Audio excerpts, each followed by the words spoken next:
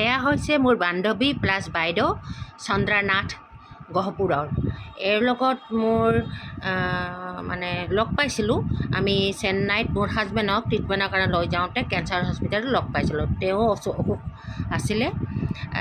যি কি নহওক মই 16 চনতে লগ পাইছিলোঁ আৰু মোৰ হাজবেণ্ড 18 চনত এক্সপায়াৰ হৈ গৈছিল। কিন্তু আমাৰ বন্ধুত্ব এতিয়ালৈকে আমাৰ মানে বন্ধুত্ব চলি আছে।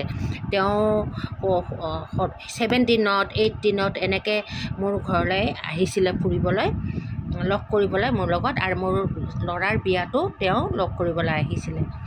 কিন্তু আজি এবছৰ বনাৰ পৰা এই বাইদেউজনীৰ লগত বা এই ফ্ৰেণ্ডজনীৰ লগত মোৰ কোনো যোগাযোগ নাই। সেইকাৰণে মই পষ্টটো দিবলৈ বাধ্য হ'লোঁ, কিয়নো মোক কেইদিনমানৰ পৰা খুব মনত পৰি আছে এই বাইদেউজনীলৈ। গতিকে বাইদেউ এই পষ্টটো আপুনি যদি দেখা পাইছে নিশ্চয় সঁহাৰি জনাবলৈ আশা কৰিলোঁ।